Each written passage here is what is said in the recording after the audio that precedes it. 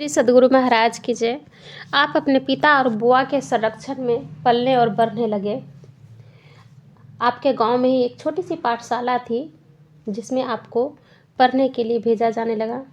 आप वहां बच्चे की पढ़ाई करने लग गए। फिर आपको वहीं पूर्णिया जिला में हाई स्कूल में आपका नाम अंकित करा दिया गया। आप वहीं रहकर पढ़ने लग गए। इस प्रकार पढ़ते हुए आप 10वीं कक्षा में प्रवेश किए। परीक्षा देने का अवसर आया।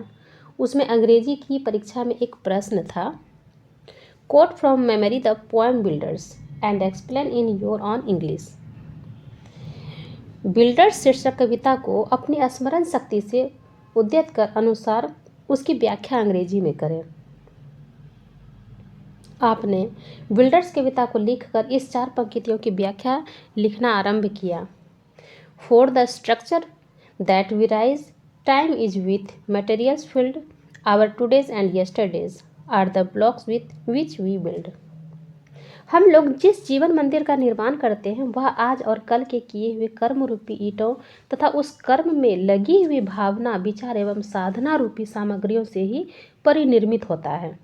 अतः हमारे आज और कल के किए कर्मों में जैसी भावना, विचार एवं साधना रूपी सामग्रियों का समावेश और उपयोग होगा, वैसा ही उस मानव का जीवन रूपी मंदिर का परिनिर्माण भी होगा। इस व्याख्या को लिखते समय ही आपको रामचरितमानस में पढ़ी हुई एक कविता का स्मरण हो आया और उसे आपने लिख दिया। उसे लिखते ही कविता में निर्देशित जीवन मंदिर का सर्वोच्च कल्याणपूर्ण संवेग आपके तन मन में, प्राण में छटपटाहट पैदा करने लग गई। यह छटपटाहट इतना तीव्रतम हो गया कि आपने परीक्षा भवन के जो टीचर थे उनसे आपने बाहर जाने की अनुमति मांग ली। टीचर ने तत्काल कोई आवश्यकता समझकर आपको कुछ काल के लिए जाने की अनुमति दे दी। आपने इस अल्पकालिक अवकाश को पूर्णकालिक अवकाश ही बना लिया। अब आपने अन्य सभी कामनाओं के परित्याग के साथ साथ पढ़ लिख कर विद्वान बनने की इच्छाओं को भी त्याग दिया और राम तथा राम की भक्ति का सत्य स्वरूप जानने तथा जानकर उन्हें प्राप्त कर लेना ही आपने अपने जीवन का सर्वोच्च तथा अंतिम लक्ष्य बना लिया।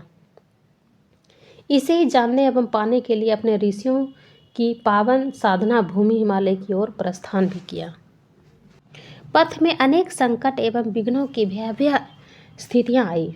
उन्हें आप शांति, धैर्य एवं अमित उत्साह से सहन करते हुए परम वीर एवं धीर की भांति आगे बढ़ते चले गए। आप पूर्णिया के मंडला अंतर्गत ठाकुरगंज अनुमंडल में पहुँचे तो एक हितकारी बंधु ने आपको परामर्श दिया कि अभी नेपाल जाने के पथ में अनेक अवसाह विघ्न हैं। वहाँ जाना बेकार होगा क्योंकि वहाँ कोई भी आध्यात्मिक सद्गुरु एवं साधुओं की मंडली अथवा कोई भी अच्छे साधु मौजूद नहीं है। अतः आप अयोध्या की ओर जाइए। वहाँ साधु एवं सद्गुरु के दर्शन की संभावना बन सकती है। आपको उनका परामर्श बहुत ही अच्छा लगा और वहीं से आप अयोध्या की ओर चल पड़े।